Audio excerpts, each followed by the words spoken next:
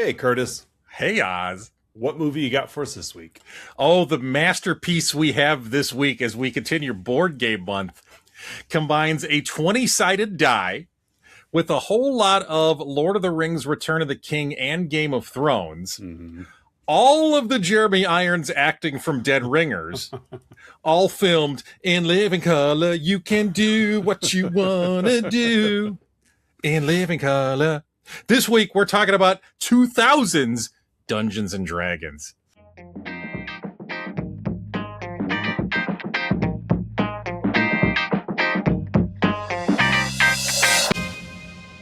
You're such a fly girl. I am. I model my lifestyle after J-Lo. Like, what would a fly girl do? This right here. That's what Curtis does. Yeah, I always associated the fly girls with like the Running Man dancers. They always kind of seem to be. That's good. That's good. Always kind of seem to be in like partial shadow and. So it's like the Nitro Girls from WCW. Exactly. Yeah, exactly. Welcome back, listeners and viewers, to another week of Let's Talk About Flicks, the podcast where we take a monthly theme. This month is Board Game Month. Yes, all movies, all entries tie into a board game. Mm-hmm. I'm one of your hosts, Oz. I am the other host, Curtis. And we definitely want to give a shout out to our favorite D&D players, Don S., Aaron A., Mandy K., Melissa L., Colleen K., and Lyle M. Thank you, one and all, for your patronage. Yes. Again, thank you for sticking around as Patreons. Yes. If I was more knowledgeable, I would try to classify them in like D&D, races and all that stuff. But I just let's do it anyway. Don S. is a dwarf. He's definitely a dwarf because he's got red hair. Yeah, Lyle when he has hair, it's red. Yeah, that's true. Lyle M is a rogue. Oh, definitely a rogue. Mm-hmm. I would put Mandy K and Melissa L as mages. I could see that. I could see them as mages. Let's see. Colleen K is a barbarian. Easily a barbarian. Yeah. And Aaron A is a wood elf. that works. Yeah, you're a wood elf, Aaron A. She's a wood elf. But thank you, all our Patreons. Also, like, subscribe, do all that stuff you're supposed to, and check out the website, letstalkaboutflix.com, where you can check out all of our past episodes, either audibly or visually, depending if you want to see us move our mouths. So, Dungeons and Dragons. Dungeons and Dragons. This movie has a 3.7 on IMDb. Yeah. And I can't say that it's wrong. No, I also have a feeling that whatever is propping it up is probably done sarcastically. Yes. Yeah. Oh, this movie's 10. I will say, giving a little bit of fast forwarding a bit, I do have a 10 out of 10 for my outside insight. I didn't figure you wouldn't. That I think was not written sarcastically. I have. We'll see how it sounds when I say it. Well, I have a series. I have 5 outside insights. Okay. They're all relatively short. Okay. And I normally when I'm going, I've said this before. Normally when I'm going to Letterboxd to find my outside insights, I'll tend to look at like the extremes. Yeah. What are my low ratings and what are my high ratings? For this one, I didn't. For this one, I just went with like most popular, just whatever it preloads. And they're all over the place. Mm-hmm. It's definitely like it's shaped like a bell curve on how I'm going to read them off. For those of you new to Let's Talk About Flicks, I'll do something we typically don't do. Here's the format of the show. We welcome you. We will run down the basic plot. You've already heard our movie marriage for this week, and then later on we'll rate the movie. We will give outside reviewers, like we make fun of people who give reviews to the movies, and then we will give our 3, 2, 1, in which we share goods, bads, and about the movie. And then we announce next week's film. Then we do. And then we go cry a lot. Sometimes not as much as others. Like last week, I just cried tears of joy because we got to talk about Clue. and this week it's gnashing of teeth. And this week it is gnashing of teeth. So you got the I got the plot. So you got the characters this week. Who is in 2000's luminarious Dungeons and Dragons? Lots of people, but the ones that matter are few. I would argue none of them matter. Well, you're not wrong, but I've got to come up with something. Yes. Our lead character is Ridley Freeborn. He's a rogue and thief, played by Justin Whalin, everybody's A-list celebrity. Yes, Justin Whalin. I looked him up at IMDb earlier today. He did have one sizable credit. He was a supporting character in the 1990s Dean Cain and Terry Hatcher, Lois and Clark, The Adventures of Superman. Yeah, I'm looking at it. Jimmy Olsen. He was Jimmy Olsen. Now, I remember him as Andy from Child's Play 3. But that's I figured you would. Yeah, he plays Andy's the little boy from part 1 that he's kind of your main through line. The one that grew up and was gifted the Chucky doll that Charles Lee Ray was trying to steal his soul. Well, in part 3, Andy's in military school, and Chucky somehow finds his way to military school. Starring Justin Whalin. So he's our lead. His best friend is Snails, a fellow rogue and thief, played by Marlon Wayans. Because why not? Marlon Wayans, which, like I text you last night, Marlon Wayans was making Requiem for a Dream at the same time, or roughly the same time. So if you wanted to watch a 2000 vehicle of Marlon Wayans, you have the option of this or Dungeons or Requiem for a Dream, a much better movie. I'd like to think that they were made as like the yin and the yang of each other. Like, I would think so, yeah. It's like when you watch The Wizard of Oz with Pink Floyd's Dark Side of the Wall playing over it. Yeah, Dark Side of the Moon. Dark Side of the Moon. There you go. I like Dark Side of the Wall. I just combined two Pink Floyd albums together. Yeah. So those are our two male leads. Yeah. Our female lead, which if you're looking at the poster, you would assume Thora Birch as Empress Savina. You would assume that Thora Birch is in every scene. Thora Birch is in like 3 scenes. She has like 5 minutes of screen time, if that. And mails it in. She's like, it's bad. Like Thora Birch, I believe, was in her contract. She negotiated, I will read the lines. I'm not acting anything. It was just so bad. It was bad. Thora Birch's performance in this movie is the reason I text you and said this movie proves that filmmaking is a job that people do for money. Yeah. Sometimes they have they do really well, and sometimes they don't. And this is the don't. Yeah. Well, and we were talking pre-show, Jeremy Irons, which I'm sure you'll bring up in a moment here, but he's been asked, why did you do Dungeons and Dragons? And he said, Jeremy Irons. Yeah, and he said his response was, I just bought a castle and I had to pay for it. Yeah. It's a job. But I will give you this. He saw Thora Birch and said, well, if she's not going to act her part, I will. I got to double the effort. And boy, did he. Yes, he did. So yeah, we've got Justin Whalin and Marlon Wayans as our leads, sharing the screen as a co-lead with Zoe McClellan, playing Marina Pretensa, a young female mage. Yeah. We have Lee Arenberg as a dwarf fighter named Elwood. He's basically your Gimli character. Yeah. We have Kristen Wilson as Norda, an elven ranger. She has pointy ears, so she's an elf. Yeah, she's an elf. She's got pointy ears. The aforementioned Jeremy Irons is Mage Profion, who, again, made this... His efforts in this movie made, if you were to... He basically... he made this a weighted grade for everyone of like, we're all going to average out based on my efforts. Yes. The same way, he did all of the acting in this movie. He did it all. He did it all. You got Bruce Payne as Damodar, Thora Birch, like I mentioned. Richard O'Brien is Zealous. He's the leader of a thieves guild. Yeah. That's really about it. Like, Tom Baker's in the movie. Yeah, yes, we have a Doctor Who in the movie. Yeah, we got a Doctor Who. But other than that, like, half the people on the Wikipedia list don't have a link. So, but really, the names you'll recognize are Jeremy Irons and Thora Birch, and probably Marlon Wayans. And probably Marlon Wayans. The rest are there. Something tells me Dean Cain doesn't even associate himself with Justin Whalin.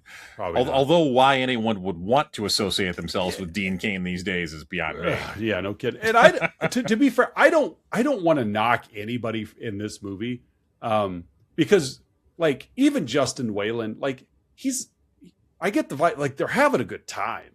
I would hope so. I hope they enjoyed making this movie. Like, is Justin Whalin a good actor? No, but you know what? He's smiling.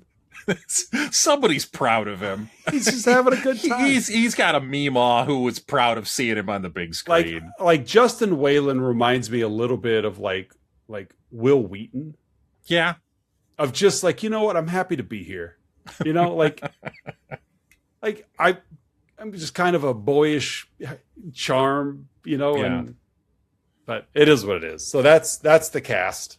Yep. That's the cast. I will point out this was a New Line production. Yeah.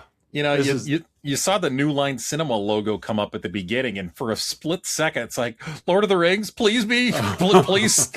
Did I somehow start Lord of the Rings by accident? I would much rather watch that. I would continue watching it and then be like, I may have watched the wrong movie, but oh well. But I'm still gonna, yeah. And that came out. Fellowship came out, I think, just a year after this. And what a turnaround from Dungeons and Dragons to Lord of the Rings. I'd like to think that although this had a $45 million budget and a $34 million box office. Yeah, I'd like a global box office. Global box office. I'd like to think that they that $34 million really like launched their Lord of the Rings budget. Yeah. That's what I'd like to think. I would certainly hope so. So, all right, what's this movie about? Oh, let's get into the thick, juicy plot here of Dungeons and Dragons. We get some on-screen text at the beginning, Oz. We did. Yeah, and it says, the Empire of Izmer has long been a divided land ruled by mages, an elite group of magic users. But the evil Profion has other intentions against Empress Savina's wishes for equality. Okay.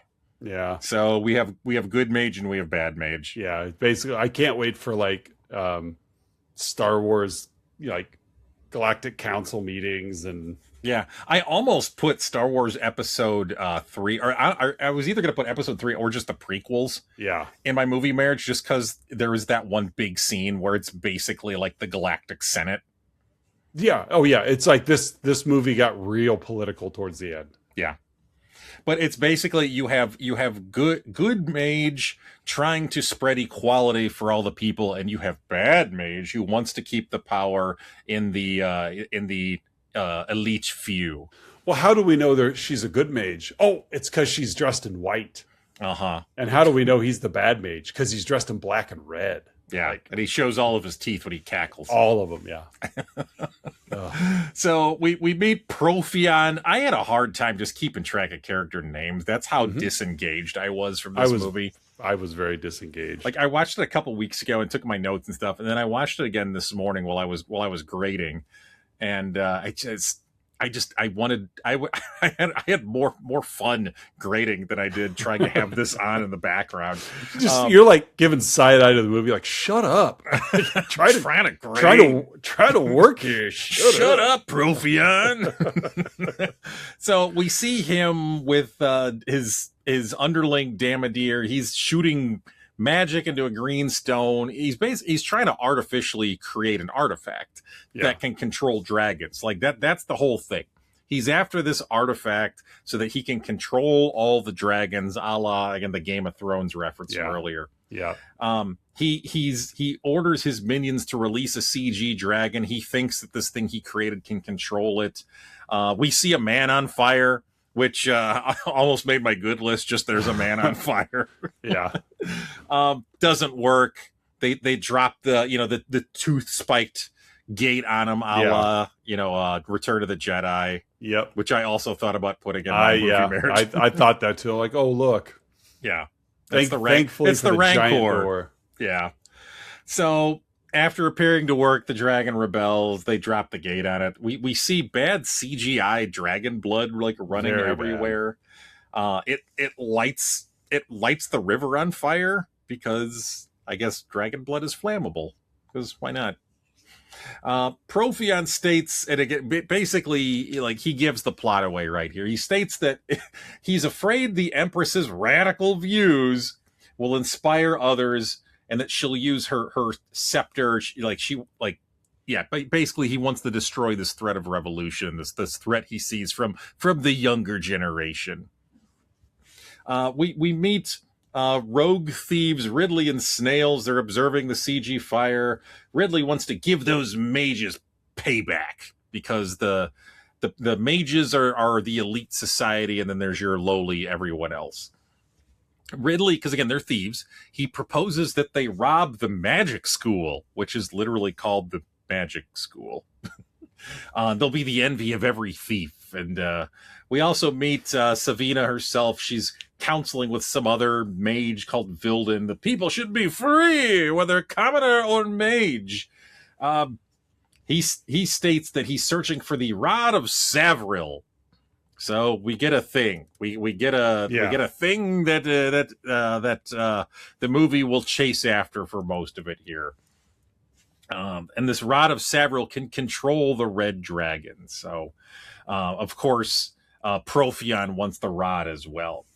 So basically, a spy reports to Profion. He sends Damodar to the magic school to deal with Savina and Vildan, to get a map, like a scroll map that points to a thing that points to the rod. There's a lot of that. And you texted me, while you were watching this, and you're halfway in, and you're like, I have no idea what's going on in this movie.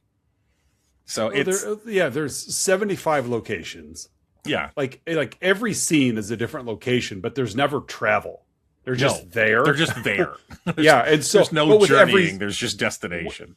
And with every destination comes a new swath of characters that are all mentioned by name. Yeah. And so it's like, I don't even know what our main character, Snails is and Profion. Those are the only two names that I got from this movie. And they're not even the lead character. No, but Snails, I've heard of Snails, so I can go that. It's familiar. Plus he's the token black guy on the cast. So, I could associate. But other than that, it's just like everything's a new location with a new setting, and it's just so much. It's like stimulation. It's just so much stimulation. It's like I can't process this. By the time I start to wrap my head around what's going on, they're in a different location now. It's like you have to take a stimulant before you watch this movie, just to keep to stay neurologically balanced. It's like normally I would like to go to bad movies and increase the speed to like 1.25. For a movie like this, you almost need to slow it down just so you can keep up. Well, with the exception of one character who's going to come up in a little bit. So basically, at the same time that Damodar is heading to the magic school to confront Savina and her mentor Vildan, Ridley and Snails are breaking into the magic school. So they're there to steal things, because that's what they do. We meet Marina, who is an eager sage in training with Vildan. Marina catches Ridley and Snails, but also witnesses Damodar kill Vildan. So again, all these things are happening at once. And there's always like an army of people. So Vildan, before he dies, he's able to get Marina the scroll that has a map to the thing, which points to the rod. And so she escapes. She accidentally brings Ridley and Snails with. They meet Dwarf Elwood, who's just relaxing in a garbage-filled alley. And because he's there, as Damodar is pursuing them, he gets pulled into their wacky hijinks as well. Profion ends up punishing Damodar because Damodar didn't catch him. He didn't get the scroll by putting snakes in his ears. Yeah, CGI snakes. Yes, it was very reptile from the first Mortal Kombat movie. Is very much CG. So. Get over here!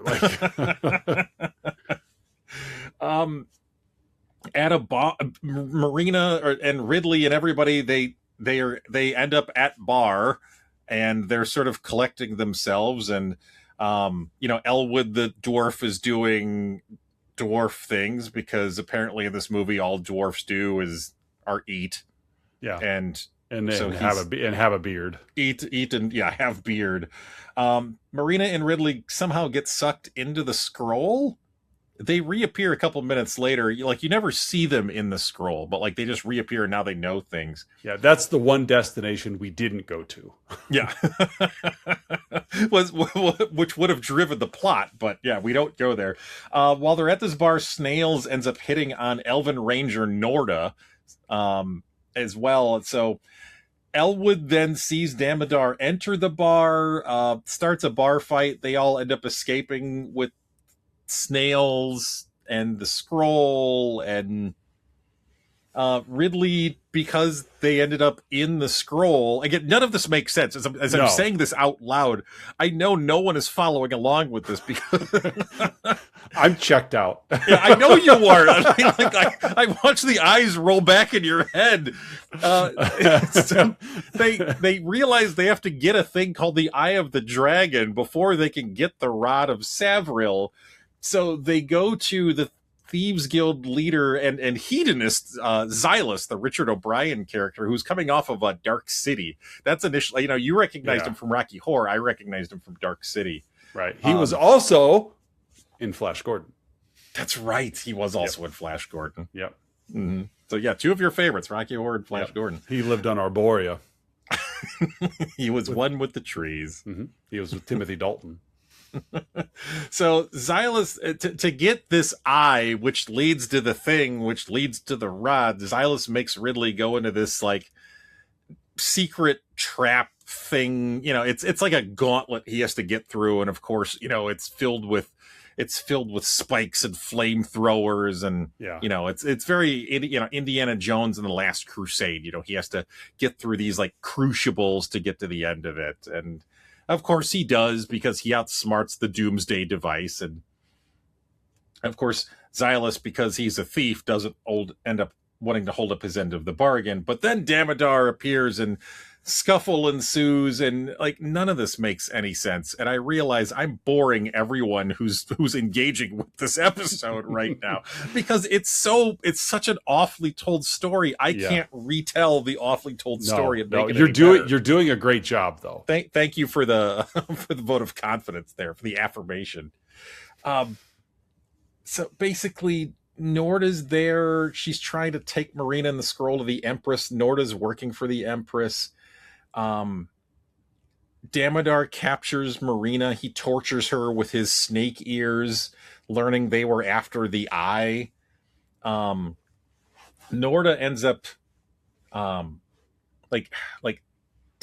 taking Ridley and Snails and Elwood, and like they end up sneaking into Damodar's fortress to get the scroll back and to try to rescue Marina. Which Ridley does successfully rescue Marina, but then Snails he snuck into Damodar's like bedroom, to get the map back, and he falls in a quicksand rug. Yep. Yes, he fell into a quicksand rug. Yeah. He ends up fighting Damodar, who breaks his arm, just beats the tar out of him. Like this movie got like dark really fast. Yeah. Like he beats the tar out of Marlon Wayans. Yeah. Like it's not a match. Like No. I mean it's not supposed to be, but like right. Like he's like just punching him and backhanding him. Marlon Wayans did a good job of selling this beat down. Yeah, he would have been a good jobber. Yeah. They could have cast Brooklyn Brawler in that role. Yeah, exactly. Iron Mike Sharp. Iron Mike Sharp. Yeah. Or there was another guy in Norman Smiley. WCW. Buddy Rose. Yes. all of your jobbers would have been great. So basically, Ridley rescues Marina, but Damodar kills Snails. He kills Marlon. We're halfway through the movie, and the Marlon Wayans character is now dead. Not only does he kill him, he like throws him off the top of the castle. Yeah, just discards him as Justin Whalin does his no. Yeah, and so Ridley, he of course in a fit of rage he charges at Damodar, who beats him up and stabs him in the shoulder. But Marina uses magic to save them, and they portal out. And that's one of the like movies like this have that built in. Where you're like, we'll just magic our way out of it. Yeah, that's all they do. Here's some magic, and now we're gone. Yeah. We'll just magic our way.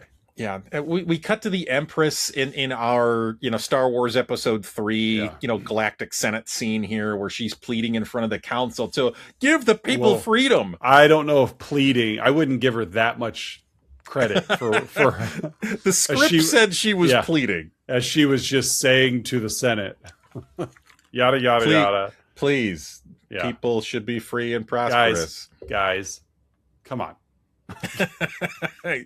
Come on. Profion argues for the order of law. Idealism is for children. Yeah. Oh, I love Jeremy Irons just chewing the scenery. Oh, here. Yeah. As I put in my notes, the Fellowship brings Ridley to an elven healer. Yeah. We find ourselves in Riverdale. Yeah, basically. Oh, he's in the elven healer, who's played by Tom Baker, again, one of the most famous Doctor Who's. Right. Expositions that a dragon birth also births dragons and ballots. It's almost kind of like Excalibur, where the health of what's his name, dictated the health of the community and of the environment. Dragon deaths destroy that balance. Don't go after the rod. It's unnatural. Yeah. And it's just a lot of hand waving and ugh. So, Ridley and Marina have an argument, and then they kiss, because that's what happens in these movies. He even says, for a mage, you're pretty smart. And then they kiss. It tastes like burger. Again, this is also while he's mourning his best friend. Who that was yesterday though. The elves give Ridley a special sword, which I thought was going to be a bigger deal, but wasn't. No. They chat about him not knowing his potential, which made me think of you. Yeah. One of your pet peeves. Yep. I probably would have picked that up if I were paying a little more attention. if you were more engaged with the movie, it was my week, so I had to pay a little closer attention. It's like, colors. Pitting this on me, we talked about, as we're putting this month together. Well, we had Battleship. We clearly had Clue, because we built this month around Clue. It's like, Dungeons and Dragons, and the not great but decent one, Honor Among Thieves, came out 3 or 4 years ago at the time of this recording. But we went with this one because it was, I think, 45 minutes shorter. Yeah, we did. And so I'm kicking myself the whole time. It's like, it would have been worth the extra 45 minutes to watch the better movie. Yeah, well, it's like, at least I would have paid attention for 45 minutes. Yeah. So basically, Ridley, a la Empire Strikes Back, has to go into this cave to confront things, and there's a field of force that keeps everybody else out. So only he's able to go into this cave. You gotta love this, swords and castles. You just switch around the words. Yes. Fields of force. It's a field of force. Sandwich of bologna. Exactly. Dog of hot. It's just so but they get away with it because it's sword and sorcerers, and it's just what you do. Yeah, it's what you do. Yeah, this movie. Field of force. Yes, and so he ends up going into this cave, and he opens a thing that leads to another place, and now he's in this treasure room, and the thief instinct in him is I gotta pocket some of this treasure, but then he's like, I'm now a hero, I can't do bad things anymore. And he ends up coming across a skeleton, which is the actual Savril, the guy who made the Rod of Savril. I did like this part. Huh?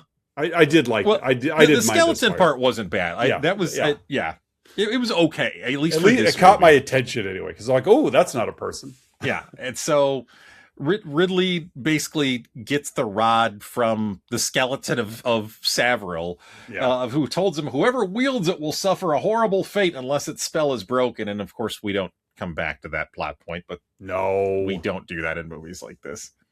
So he emerges from the cave with the rod, but in the meantime, Damodar has arrived with his army, his ever-present army, as you mentioned before. Yeah. And, of course, they now have Marina and Elwood and Norda and Nordic Track and everybody else held hostage. Jake and Elwood are there. Jake and Elwood are there. They're on a Nordic Track. Right. They're on a mission from... they're on a mission from Savina. They're on a mission from Rod. There you go, yeah. They're on a mission for Rod. On a mission from Rod. So, Ridley gives Damodar the rod, give me the rod and I'll spare the girl, and I lied, so of course they get the orders to kill them all, but then Elwood and Norda and Ridley fight off dozens of soldiers. Lots of them. I don't know where Norda was pulling all of her knives from, but she just kept having it. It's like the infinite dagger or infinite arrows of Legolas. Yeah, well, it kind of falls into that vein of like when you are Link running around, the kingdom, and you have 8 swords and 6 bows and 5 shields, and where do you keep them all? Doesn't matter. They're in your inventory. So Norda has the inventory screen. That's where they are. Norda has them in her inventory. Yeah, that's true. I know Deadpool at one point carries around like a bottomless bag, that's the in canon. Yeah, that's the joke. Yeah.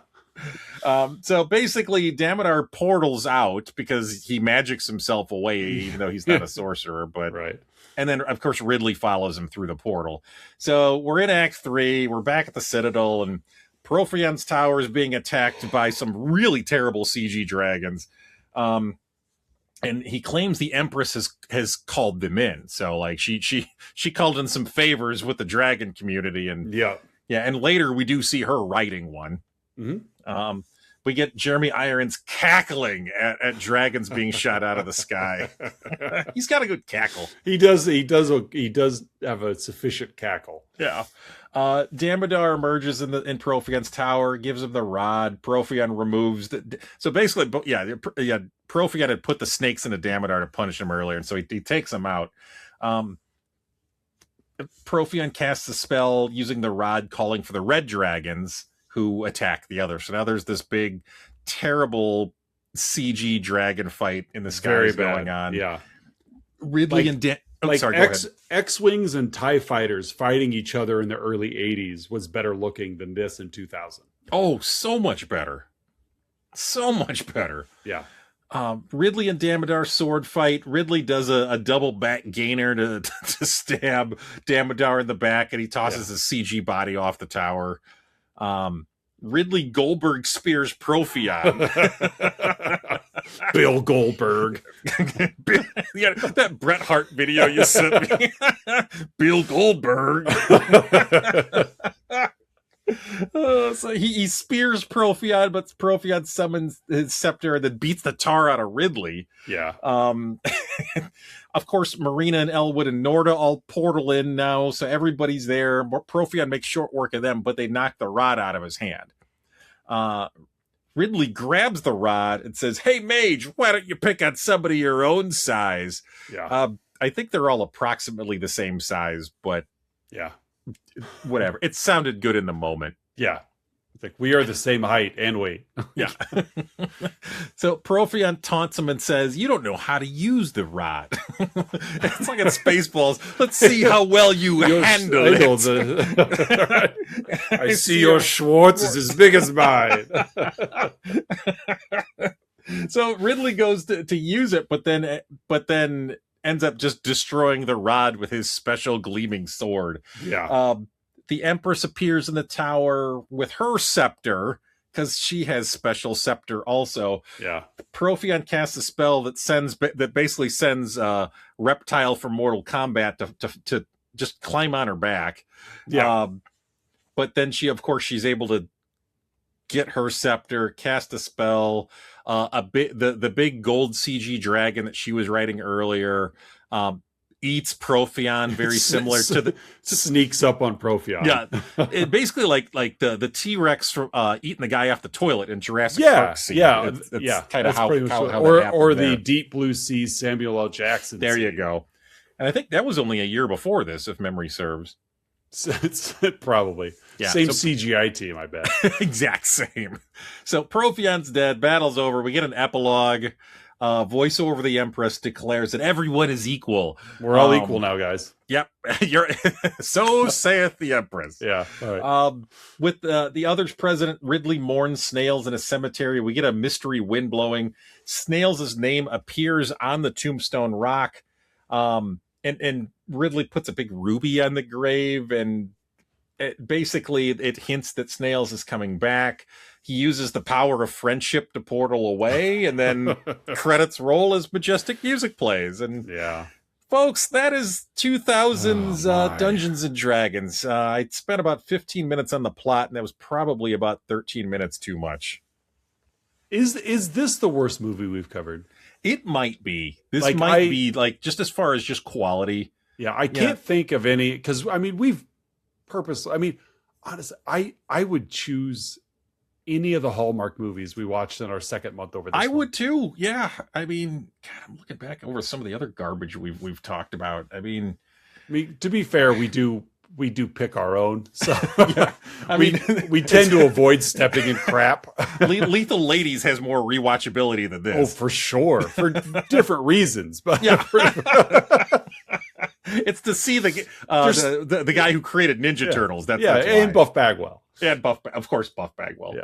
Yeah. This is probably the worst movie we've covered. Like I know we were not fans of History of the World Part 1. I would watch that over this. Oh, any day. Yeah. Any day. Yeah. So, I mean, the movies that we have chosen because they're bad, we knew they were bad. But they were like American Ninja was enjoyably bad. Yeah. But like neither of us had seen this movie. This was a first time watch for me. No. And like Silent Hill and Resident Evil were both bad. But they had some they were entertaining in parts at least. Right. Yeah. They still had they were better than this. Kiss Meets the Phantom of the Park. We knew that was bad. Yeah. But that's fun bad. But it's fun bad. Yeah. This is just bad. Yeah. So speaking of Oz, every week we give our own unique rating to the film we've been yapping about. In this case, 2000's Dungeons and Dragons. Was it Courtney Solomon? The Courtney Solomon helmed this movie. So hey, Oz, how would you rate Dungeons and Dragons? I'm going to give this a Francis Dollarhide.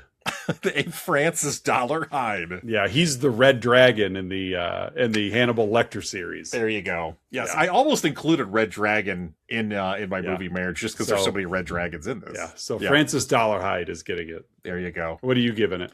I'm gonna go with 3.7 Jeremy Irons, because that's the IMDb rating, and I felt like we had 3.7 worth of Jeremy Irons acting. So 3.7 performances in this. Jeremy Irons film. Times 3.7 is what we got out of it. I did read that Courtney Solomon had purchased the Dungeons and Dragons like film rights when he was like 17, 19 years old, and sat on them for a long time trying to raise the money for this movie. And the the Dungeons and Dragons like corporate overlords kept vetoing his who he was bringing as a director.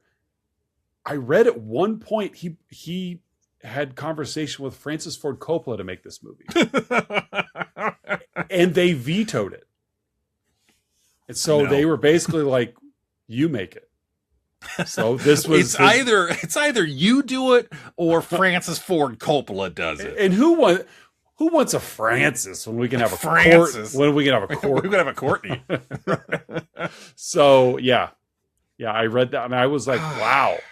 Could have had Francis Ford Coppola directing this. Now, to be fair, 2000 Francis Ford Coppola was not 70s Francis Ford Coppola. Correct. Yeah. So just as 80s Jeremy Irons is not 2000 Jeremy Irons. But this is what we got. Yes, and we got all 3.7 out of it. So, folks, every week Oz and I scour the interwebs searching for unprofessional reviews that tickle our funny bones, and we hope they tickle yours as well in this week's edition of Outside Insight. Oz, my friend, what is your Outside Insight? All right, I got 5, but again, they're all short. So The first one is 1.5 star from C.W. Scott, who says Jeremy Irons rolled for acting and got a natural 20.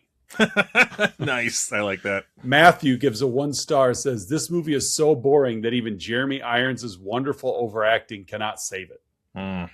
Will gives it 4.5 stars and says this movie is awesome. Y'all just hate camp. If I like any character in the new film as much as Marlon Wayans' Snails, if the art direction is half as gorgeous as what was achieved here, or if any action sequence is as impressive as that climactic dragon dogfight through the metropolis of Izmer, I will leave the cinema a happy moviegoer. Okay. Maya Pog says there were so many dungeons, but guess what? There were even more dragons. She's not wrong. And Sabrina drops a 2-star review saying, the peak of cinema. I don't even know what happened. Not a single line is delivered well. The CGI is some of the worst of the era, and I wouldn't have had it any other way. Dumb campiness that I needed in my veins. Same ending as The Whale. Like, I read that and I'm like, I've seen that Brendan Fraser movie, The Whale. I don't remember a movie. I don't. No one got eaten by a gold CG dragon in The Whale. Well, not at the end. But at the end of The Whale, like, I don't remember a person's name disappearing from a rock when a ruby was placed on top. But maybe I didn't watch close enough. So yeah, those are my 5 outside insights. Overall, basically, movie sucked, but I liked it. So yeah. I can't say I did. I guess you can enjoy things for their flaws sometimes. I suppose. Yeah. So, and when those people see a real film, they'll know. Yeah. Like Lethal Ladies. Yeah, don't give me 3 billboards. I don't want to see that crap. No. Give me Thora Birch and Dungeons and Dragons. Right. Yeah. You ever seen Ghost World? I don't want to watch that Thora Birch. No. Not that one. I want to watch this one. So, all right. What do you got for your outside insight? You said you got 10. Yes, I actually have 2 10s. I'm going to share. I got 2. I'm going to share. That's like a natural 20. It is a natural 20, just like we planned. As always, my reviews come from the Internet Movie Database. The first, as I mentioned, is a 10 out of 10, left in December of 2005 by Syntax 2000, with the subject line, "Forget D&D and think Doctor Who." This is what I'm talking about, baby. It was awesome. Screw the D&D game. It sucked anyway. And the props in the film were not that bad. I'm talking about the legend himself, Tom Baker, making an appearance, as well as Jeremy Irons' best role next to Die Hard with a Vengeance. Oh my. I am so sick and tired of you guys not knowing how to have fun with a cool, cheesy movie at the theaters. Not everything has to be Shakespeare, you know. What movie theater scheduling? Like, that's terrible theater scheduling on your part. Yeah. It's like my local theater is D&D or Shakespeare. Yeah, that's it. That's all they have. Othello again. Nomeo and Juliet again. Nomeo and Juliet. Yeah, so that is the first of the 2. My other one, also a 10 out of 10 on IMDb, left in September of 2001. This one, I get a little morbid here. This was left 6 days before 9/11 by Jay Ticket with the subject line, "I loved it." Totally true to the game. I love the banter between Snails and Ridley. I believe Justin Whalin and Mark Wayans make a fantastic team in this movie. Mark. Someone else was chucked out, I could tell. Yep. I'm well familiar with all of the Wayans family members. Sean, Mark. Keenan, Kim, Mark, Damon. They're all there. Damian Wayans. Yes, Damian, yeah. All right, folks, it's that point in the show you've all been waiting for, the Let's Talk About Flicks signature segment, the 3, 2, 1, in which Oz and I each shared 3 goods, 2 bads, and only 1 about this week's movie, 2000's Dungeons and Dragons. Oz, let's hear your 3 goods. Okay, my first one is opening voiceover and on-screen text. Yes, classic for us. Yeah, so, and then it all goes downhill from there. I will say this. Set designs weren't bad. I thought about including that one as a good. That there were a lot of locations in this film. There were a lot, yeah. A lot of locations in this film. And the set design was better than the costume design. I would agree with that. I would completely agree with that. So the costuming looked like high quality LARPing. Well, that's why I texted you that yesterday. I'm like, everyone looks like they're LARPing. Yeah, it's like I could see your crew neck sweatshirt underneath your plastic shoulder pads. Like crew neck sweatshirt. That's what it looked like. I could see your T-shirt underneath what you have on. I can see your Michigan State University crew neck. I see that. Like it's like when Game of Thrones left the Starbucks cup on set. Like it really took me out of the film. Like. I was so invested in the characters until I saw your sweatshirt. I saw your crew neck sweatshirt. So my second one, like I said, is set design. And my third one is it fits this month's theme. It by definition. Yeah. So they didn't bait and switch us and call it Dungeons and Dragons and it not fit the theme. Yeah. It technically is a board game. Yeah. Yeah. Because if we would have watched nothing but Trouble, I would have been disappointed. I'm like, there's no problematic trouble in this movie. Don't tell mom the babysitter's dead. No board games. No. Yeah. No. But it's like, or I don't know, any other like sorry or like just thinking some of these runoffs like yeah. But Trouble, that was a board game I played. Yeah. They don't talk about it in Nothing But Trouble. No, they don't. Operation Dumbo. Big Trouble in Little China. Yeah. Operation Dumbo Drop. That's not about operating. They don't play Operation once in that movie. They're just messing with elephants. False advertising. Yeah. So at least this movie stayed true to what it was supposed to be about. So that's my third good. It fit the theme.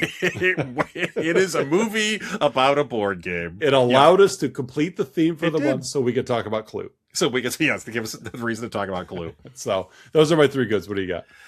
Oh, for my three goods, I'm going to start with Marlon Wayans does exactly what he was asked to do. Just be Marlon Wayans. And he was Marlon Wayans. And good for him for doing the thing that he does in every movie. If you want to see Marlon Wayans act, then go see something like A Requiem for a Dream. But if you want to see Marlon Wayans just be Marlon Wayans, but not in a scary movie, then watch this one. Then watch Dungeons and Dragons. So that's my first one. He did exactly what he was asked to do. Yeah. And he did a good job with it. Yeah. My second good, I'm going to go with, I'm switching things up a little bit here on the fly. Just a year later, New Line released Lord of the Rings. And so we only had to wait one more year for New Line to put out a good fantasy epic. That's fair. If anything, it's like they cut their teeth on this. I read a Reddit thread yesterday. Someone was asking, I'm looking to get a teaching job in a district. What do you suggest to build experience? And someone said, here's some advice. Go substitute in a neighboring district. Do not substitute in the district you want to get a job in, because if you're inexperienced, you're going to showcase that. Yeah. So go make your mistake somewhere else and then bring it here. That's good feedback. I agree. I feel that's what New Line did with this prior to Lord of the Rings. Okay. Peter Jackson, don't do what Courtney Solomon did. We set him up so that you could watch that. Yes. You can elevate off of that. Yeah. So that's my second good. My third good, I guess, is just I admire the scope. Like, you can see what they were trying to do. Yeah, you definitely could. And it's one of those, like, the old college tried. Now, doesn't mean that it worked at all, no. But there was imagination involved. Yeah. So someone's mom was proud of this movie. Justin Whalen's mom. So those are my three goods. Oz, what are your two bads? Kind of to echo back when I said the costume design. Everyone's too modern looking in this movie. Yeah. Everyone's just their whole personas are just too modern. This is not Marlon Wayans acting in a sword and sorcerer movie. This is just Marlon Wayans in a costume. Yeah. And that's like everybody's like there's just nothing set the tone that this was set elsewhere. This just everyone was haircuts were too modern, makeup was too modern. The sword and sorcery and castles, whether you put a timestamp on it or not, it's just supposed to feel old. It's supposed to feel like medieval time-ish. Yeah. And it doesn't at all. Like everything's clean. It's the big problem I had with the Star Wars prequels is that I just watched the original trilogy and everything of the Rebels is busted up. Yeah. Everything looks lived in and worn down. And then when you introduce CGI to the fold, suddenly all these ships that are now older than what we've seen are shiny and sleek. And it didn't, you couldn't get invested in it. Yeah. This didn't take me out of the movie because, to be fair, I was never in it, but just everybody's look was just too modern. I agree. So that's my first. My second bad is Elwood the dwarf is the same height as everyone else. One of my possible bads was that his height just kept changing throughout the movie. It did.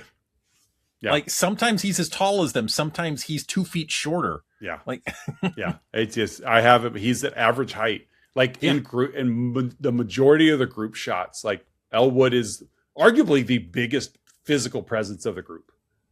Which shouldn't be. He's a dwarf. Yeah, I'm okay. It's in the name. I'm okay with like the girth. Sure. Short and stocky, but he wasn't short and stocky. He was your height and stocky. So playing Elwood the dwarf is French sensation Victor Wembanyama. Yeah, is Bill Goldberg. Bill Goldberg. Goldberg. So that's my second bad is that the dwarf wasn't a dwarf. No. He was normal size. So that's my two bads. What do you got? Two, limited to two. Yeah, I said there's so many to pick from. Could you find two? I'm going to buzz through several backups here. Yeah. I felt like the casting call for Nordo was like a Jada Pinkett type. We couldn't get Jada Pinkett, so we're going to do everything we can to make this actor look like Jada Pinkett. Yeah, can we get Jada Pinkett crossed with like Hackers Angelina Jolie? Yeah. In Damadir's chambers, as Snails is sneaking in, like Damadir's armor is like hung up on something, and then he falls in quicksand pit, and then Damadir walks up in full armor. So he went and quietly changed into his armor. It was the second set. He had a set on. He doesn't wear the same armor every day. It was laundry day. It was laundry day.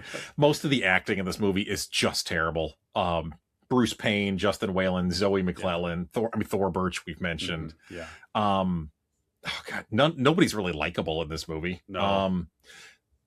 Here's the one that I begrudgingly had to cut for my two actual bads. Okay. Xylus calling Marina a precious morsel and then slapping her on the butt. That was really gross. It was played for laughs. Like it was. Oh, no. And it's Richard O'Brien who just, I'm sure he was a nice guy, but he's just creepy anyway. Yeah. Yeah. He's kind of, yeah, that was bad. I agree. So my two actual bads, one of them is Bruce Payne's choice of how he delivered his lines. Damadir talks so slowly. Mm-hmm. Oh my God. Talk like a normal person. He doesn't want to smudge his lipstick. Maybe that was it. It took them 2 hours to apply that, and every time he talked in normal cadence, he smudged his lipstick. Jenny came in. I was watching it last night. She came down and sat down. It was near the end, so they're fighting Damadir, and they've got him in a headlock. And I say to her, big Friends fan, Jenny, I go, this guy's a Ichiban user, which is the in-universe lipstick for men that Joey was, a Japanese lipstick for men. And so she kind of laughed. Well, then like headlock whips towards camera and she sees him. She goes, oh my God, he does. He's wearing lipstick for men. I'm like, yeah, it's Ichiban. So, but you're right though. He talks so slowly. Oh my! That performance in particular was really almost Thora Birch bad. It was just halting. Like, just get to the point. This movie really do something. This movie's very fast paced. Really, I mean, it clips along. Yeah, and then he's on screen, and it's like, oh my gosh. Yeah.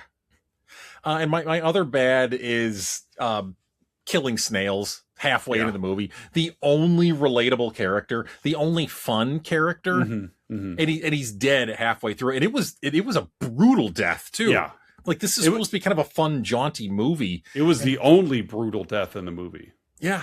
Everything, like even when they killed the old man mage at the beginning, it was just kind of a snap of the neck type. Like, it wasn't brutal. It was just, oh, look, he's lying in a pile now. He must be dead. Yeah. So just the choice to kill the only relatable character halfway through the movie. I bet it was in Wayans' contract. It was. He had to get out of there to get back to the Requiem for a Dream set. Look, guys. I'm going to die in 2 movies this year. Yeah. Kill me first. That was his writer. He must die in movies. It's the opposite of Tom Cruise, where he can't die in movies. He can't die in a movie. Yeah.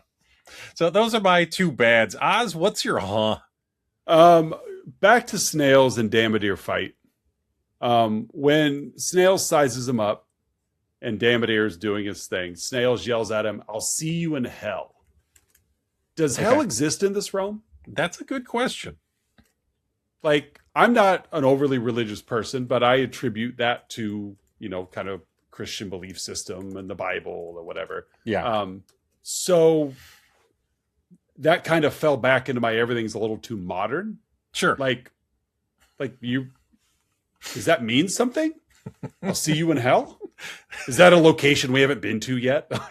I'll see you in Dianetics. Exactly. Well, yeah, but it's like, it's just, that line jumped out at me as I'm like, wait a minute, like, this isn't Earth. This isn't, this isn't us. This is, so yeah, that's my hunt. I guess it depends if it's uppercase or lowercase hell. Yeah. So does hell exist in this realm? That's a good question. In the way that we know it as Christians, I suppose. Yeah.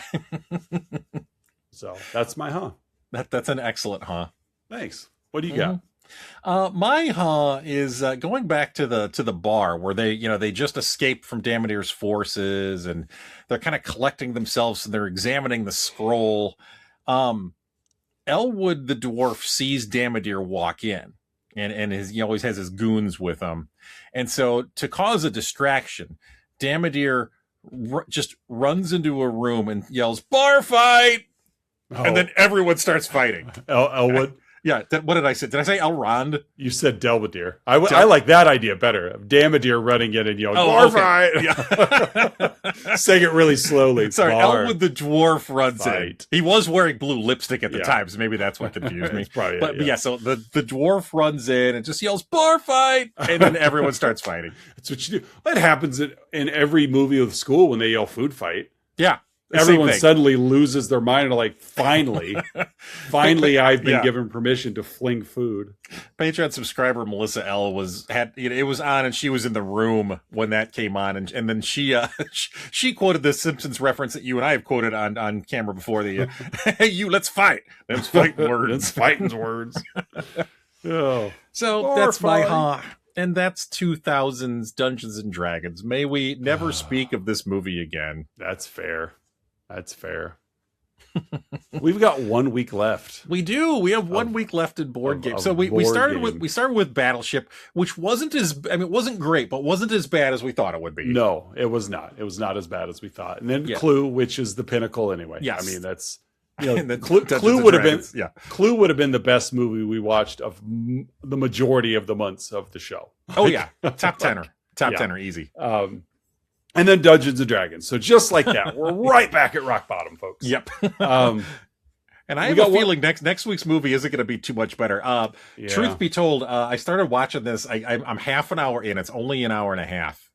And next week's movie, I don't know if it's going to be D&D bad, but what are we watching next week, guys? Well, it's not too late to switch to the sequel. Well, yeah. Which, directed by Mike Flanagan, has a lot, much better reception. But no, we'll stick with the original, because how are we going to understand what's going on in the sequel if we don't watch the original? Next week, we're going to watch Ouija, or Ouija, if you pronounce it that way. Yes, and we may have a special guest with us. Yeah, I was going to ask. Trying to pull some strings. Okay, we may or may not have a special guest. This movie is directed by Styles White. I like to think that it's Scott Howard's best friend from Teen Wolf. That Styles. That's Styles.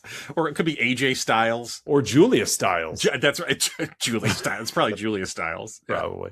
I'd prefer it directed by Ryan Styles. I like that. It could be former Pittsburgh Pirates outfielder Brian Giles. Yeah. Ryan Styles directs this. Mr. All Styles, improv. Do you have a script for us? No. Michael Bay produced it. It's a Blumhouse production, so drop your expectations a bit if it's coming out of Blumhouse. Yeah. But also produced by Hasbro Studios. Because why not? Movie made a ton of money. $5 to $8 million budget, $103 million box office. People like horror movies. This movie was a hit. Oh yeah, I mean it's a horror movie, which is going to sell it on one. I mean, at the time of this recording, horror films are dominating the box office, despite the fact that we're already into summer blockbuster territory. And not just the box office, but like the reviews and top 10 lists so far too. I mean, was it Obsession is out? Obsession, Backrooms, is also really big right now. Both I want to see. My kids want to see Backrooms. I need to check the parental guide on IMDb before I let them sink their teeth into that. It's a spiritual sequel to Lethal Ladies. Backrooms. It's what they do. It's what Lethal Ladies. You're not right. That's where Buff Bagwell was. Yeah. And so, Ouija for next week. Yeah. I even toyed. This one was a gimme. I mean, obviously it's called Ouija. It's the name of the game. But I was thinking the other day, I'm like, could we have watched The Exorcist instead? Because that's where she communicates with Captain Howdy, the demon that possesses her. Yeah, is through a Ouija board. Well, that's true. We could have also watched Tawny Kitane's Witchboard, a movie that I have seen way more than I should admit. That was another always on rotation. Yeah. But as an impressionable youth and a scene with a nude Tawny Kitane. It was that was back in the MTV days where she's in the Whitesnake video. Yeah, and the next thing you know, this movie did not have enough Tawny Kitane writhing on a Pontiac Thunderbird. No, but she does take a shower, so to each their own. And she has to get that car grease off of her. Yeah, exactly. Turtle wax. Gotta wash that turtle wax off. Now, Biff. Speaking of Witchboard, though, that was a movie with a scene that really bothered me as a youth. There's a character who takes an axe to the face. Yeah. Which, whatever. Mm-hmm. But he takes an axe to the face and then like falls in like a lake. And when his best friend who got knocked out comes to, he sees his body floating in the lake right there, like at the shore. And when he rolls him over, he'd take that axe wound to the face, but it's all been washed out because he's been in the water. Uh-huh. So it's just like the dead skin and it's just, that really bothered me as a youth because, I don't know. It looked more real because it wasn't so bloody. Yeah. You know, it's like I've had a cut before and I've seen what it looks like wet and it's not blood. It just, I could still picture it in my head. Brandon was the guy's name. It's a stupid movie, but it's fun. Witchboard. Yeah. But we're not watching Witchboard. We're watching Ouija. We're watching Ouija. Starring Olivia Cook. I don't know who that is. Oh, it's her. She was in Bates Motel, House of the Dragon, Vanity Fair. TV actress. Okay. It's fine. Whatever. Yeah. So we're going to wrap up. The name vaguely rings a bell. Yeah. But I don't know if it's because of that or it's so close to Olivia Wilde that. It could be. Yeah. Oh, Robin Lively's in the movie. I like a Robin Lively. That's Blake Lively's older sister. Oh, really? Jason Lively, who was in, he played in Night of the Creeps as well as Rusty Griswold in European Vacation. That's the Lively family. But Robin Lively was in Teen Witch as well as Daniel LaRusso's girlfriend in Karate Kid 3. Yeah. She plays, because again, I'm half an hour into it. She plays a mom in this movie. Right. I see a Mrs. And it's a new line. No, it's not New Line. It's not New Line, but Lynn Shay's it. Nice. Short cast, so you got off easy next week. Yeah. It's a horror movie, so I'm intrigued. So yeah. We may or may not have a guest next week. Yeah, hopefully we will. Yeah. So, but social media wise, you guys can catch us on Facebook and Instagram. Again, don't just go to the website. Let's talk about flicks.com.